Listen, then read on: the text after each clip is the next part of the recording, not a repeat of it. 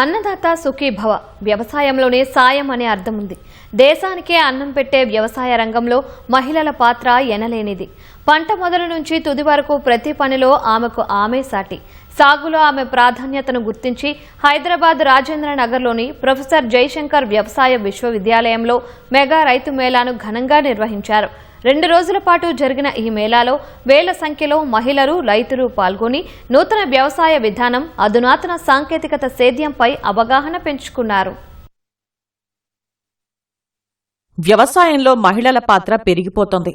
ప్రత్యేకంగా తెలుగు రాష్ట్రాల్లో వ్యవసాయంతో పాటు ఉద్యాన, పాడి, మత్స్య రంగాల్లో మహిళల పాత్ర కీలకంగా మారింది. మహిళా దినోత్సవం సందర్భంగా హైదరాబాద్ రాజేంద్రనగర్ ప్రొఫెసర్ జయశంకర్ వ్యవసాయ విశ్వవిద్యాలయంలో మెగా రైతు మేళాను నిర్వహించారు. ఇందులో మహిళలకు అత్యంత ప్రాధాన్యతను ఇచ్చారు.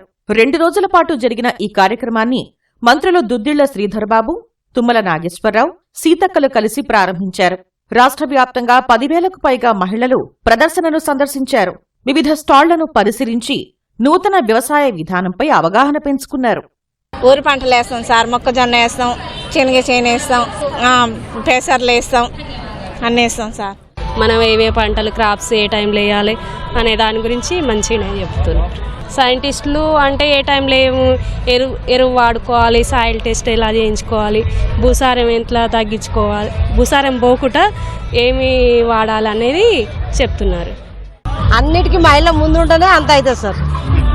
మేము మహిళా సంఘాలలో కూడా నేర్పాలని వచ్చింది. మేము నేర్చుకొని ఇంకొక నలుగురికి చెప్పాలనే ఉద్దేశంతో వచ్చింది.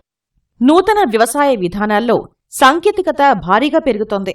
ముఖ్యంగా డ్రోన్లు, కలుపు తీసే యంత్రాలు, నాట్ల మెషీన్లు, స్మార్ట్ స్ప్రే పరికరాలు విరివిగా పెరిగిపోతున్నాయి.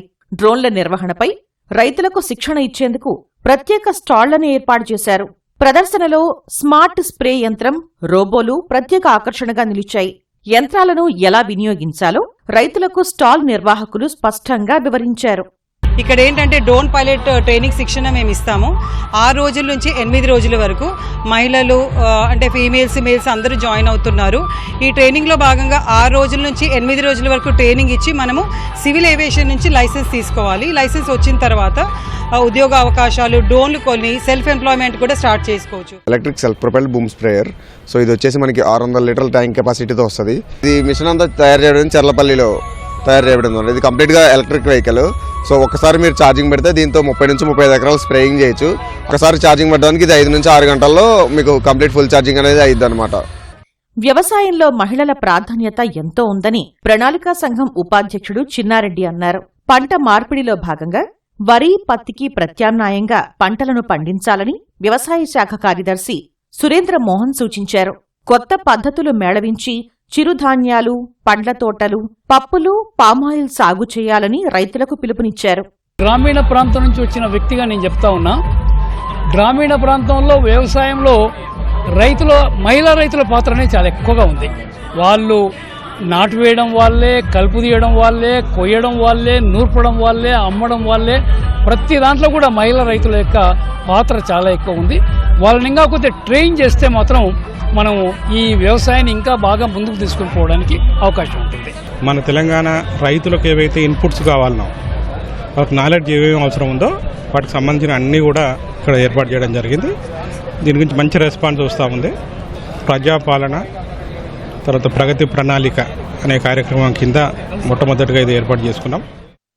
మెగా రైతు మేళా సందర్భంగా ఏర్పాటు చేసిన సాంస్కృతిక ప్రదర్శనలు, నృత్యాలు చూపరుల్ని అబ్బురపరిచాయి. ప్రత్యేకంగా విద్యార్థుల నాటక ప్రదర్శన రైతుల జీవితాలను ప్రతిబింబిస్తూ ఆకర్షణగా నిలిచింది. రైతుల కష్టాలు, దళారీ వ్యవస్థ వల్ల ఎలా నష్టపోతున్నారు అనే విషయాన్ని చక్కగా ప్రదర్శించారు. నాటకంలో మిశ్రమ పంటలు, నేల సారం పరీక్షలపై అవగాహన కల్పించారు. నాటకాన్ని రైతులు ఎంతో ఆసక్తిగా తిలకించారు.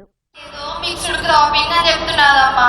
అలాంటి పంట వేస్తే మాకు ఎలా ఎగుబడి వస్తుంది? ఎరువులకు, మందులకు ఎక్కువ పైసలు అయిపోవు. అలాంటి బాధే లేదు.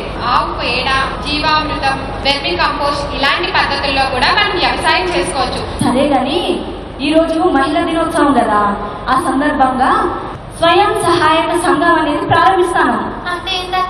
అంటే ఇప్పుడు మనం సంవత్సరం పొడవునా పండించిన పంటలు ఉంటాయి కదా, వాటి దిగుబడి ఉంటుంది కదా, అవి మార్కెట్లోనే కాకుండా పారిశ్రామికవేత్తలతో పొత్తు చేసుకుంటే ఇంకెక్కువ లాభాలు వస్తాయి కదా.